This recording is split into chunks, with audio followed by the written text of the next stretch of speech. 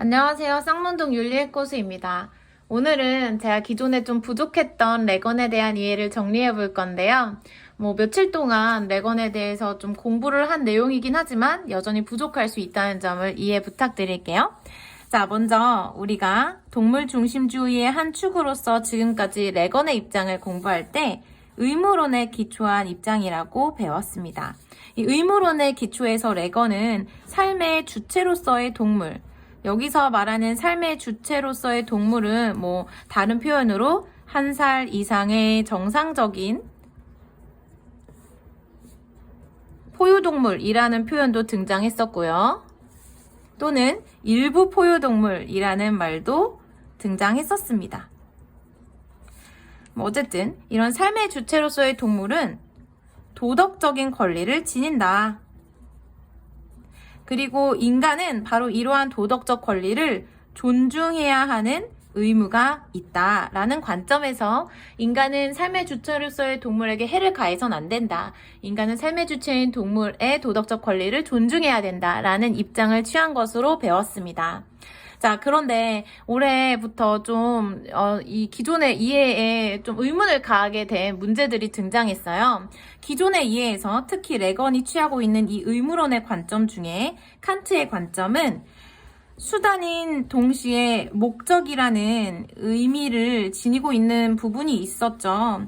즉 우리가 인간에 대해서 어떤 필요에 의한 관계, 즉 수단적인 의미를 지니는 관계가 있을 수 있지만 언제나 동시에 그 사람이 인격적인 존재임을, 즉 목적적 가치를 지니는 존재임을 인지하고 대우하라 라고 하는 인간성에 관한 정식이 있었어요. 자, 이러한 관점을 레건이 삶의 주체인 동물에게까지 확장했다. 이런 관점에서 이해를 했었는데요.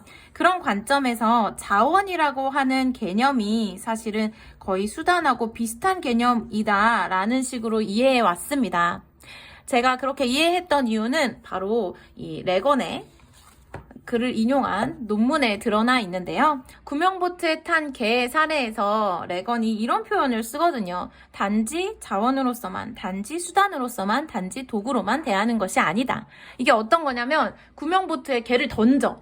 이제 배가 침몰하고 있는데 개를 구하기 위해서 개를 던진다. 그 개한테 해를 가하는 것이지만 그 개를 우리가 막 이용하려고 하는 것이 아니라 그 개를 통해서 뭔가를 착취해내려고 하는 것이 아니라 그 개를 구해주려고 하는 거잖아요. 그런 경우에 동물에게 해를 가하는 건 그 동물을 단지 자원으로만, 단지 수단으로만 또는 물건으로 취급하는 것이 아니다 라는 표현을 썼어요.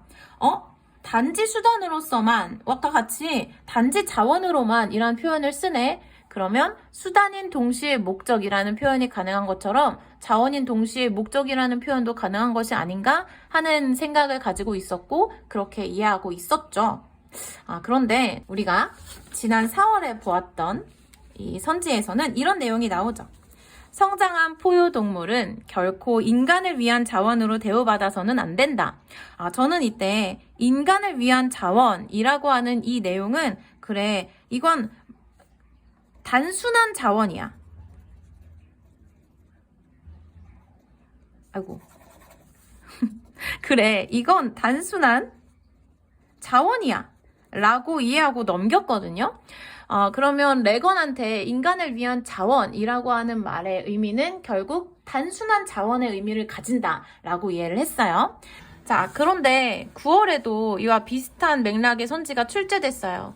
이게 레건의 입장에서 맞냐 아니냐가 정답을 고르는데 결정적인 것은 아니었지만 동물을 자원으로 사용하는 것이라고 하는 표현이 제시되면서 이 자원이라고 하는 단어를 레건의 입장에서 어떻게 이해해야 정확할까라는 이런 의문이 들기 시작했습니다. 그래서 저도 공부를 하고 제가 존경하는 교수님께 여쭤보기도 하고 해서 내린 지금까지의 결론은 바로 이거예요. 이 자원이라고 하는 말은 그 자체로 오직 수단으로서만의 의미가 강하긴 하다. 왜냐하면 이 자원이라고 하는 말은 결국 인간의 이익이나 즐거움을 위한 재료라고 하는 의미가 있기 때문에 오직 수단으로서만의 의미가 있긴 있다. 하지만 사실 레건은 동물에게 해를 가하는 예외적인 상황에 대해서도 이야기하고 있거든요.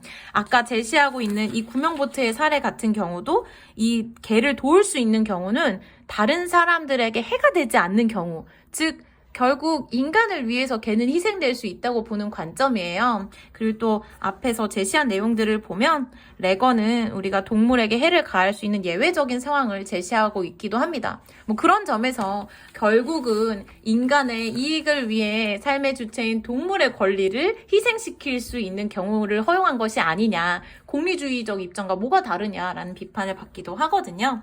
아무튼 그래서 우리가 이제 출제 방식에서 자원이라고 하는 건 오직 수단으로서만 의미를 지닌다는 그런 의미가 강하다라는 관점에서 파악하되 그 맥락의 의미를 봐야 된다. 그래서 레건의 입장에서 동식물을 이용해서는 안 된다라는 말은 틀려요. 범주가 크잖아요. 그리고 어떠한 경우에라도 동물에게 해를 가할 수 없다라는 말도 틀려요. 예외적인 상황이 있잖아요. 레건에게도. 그래서 결국은 맥락에 따라서 이 자원이라고 하는 말이 단순히 착취의 대상, 이익 추구와 즐거움을 위한 대상이라는 의미로 가지고 있을 때는 레건의 입장에서 허용될 수 없다. 하지만 이 문장은 구성되기 나름이기 때문에 또 예외적인 상황이 발생할 수 있다라는 점. 그래서 인간을 위한 자원이라고 하는 표현은 저는 명백하게 오직 수단으로서의 의미를 가진다고 보는데요. 또 다른 어떤 표현이 제시될지는 모르겠어요. 그래서 자원이라고 하는 말이 혼자 띡 나왔을 때는 우리가 맥락을 좀 검토해 봐야 된다라는 점이 지금까지 제가 이해한 바의 결론입니다. 자, 그래서 우리가 구월선지를 다시 보자면 동물을 자원으로 사용하는 것이 금지되진 않는다. 여기에서 이 자원으로 사용한다라고 하는 것의 의미가 조금 애매하다라고 한다면 인간을 위한 자원이라고 하면 명백하게 이게 레건이 반대할 만한 내용이지만 또 그것이 아니기 때문에 또 이 주어 자체도 동물이라고 하는 삶의 주체보다 더 넓은 범위의 대상을 제시하고 있기 때문에 여전히 레건에게는 해당될 수 있는 주장이다라는 입장으로 결론을 내리게 되었습니다. 자, 아무튼 이 레건의 내용은 사실은 늘 얘기하지만 레건 이미 돌아가셨고 이 레건과 관련된 책이 많지 않을 뿐더러 번역본도 없고 원서를 구하기도 힘든 상황이어서 계속해서 어떤 이해를 만들어 나가고 있는 것 같아요. 어쩔 수 없이 윤리라고 하는 것은 이 올바름의 이치를 이야기하는 거잖아요. 근데 사회가 변화하고 사람들의 생각이 변화함에 따라서 우리가 올바르다고 생각하는 것은 늘 바뀔 수밖에 없기 때문에 윤리는 역동적일 수밖에 없습니다. 그래서 우리가 기출문제를 풀면서 우리가 수능 문제를 대할 때는 어떤 관점을 취해야 하는가는 계속 연구해 나가야 될 것 같아요. 그런 면에서 정말 중요한 사실은 바로 이렇게 조금 정확하지 않은 부분은 절대 정답을 가르는 선지로 나오지 않을 것이라는 점을 우리가 늘 염두에 두고 있으면 되겠습니다. 자, 그럼 여기까지 제가 기존에 가지고 있었던 레건에 대한 이해를 조금 넓힌 계기가 이번 9월 모의평가여서 정리를 해봤는데요. 조금 어렵긴 하지만 이 영상을 보는 여러분에게 도움이 되면 좋겠습니다. 자, 그럼 저는 이만 물러가고 10월 모의고사 해설에서 다시 찾아뵙도록 할게요. 안녕!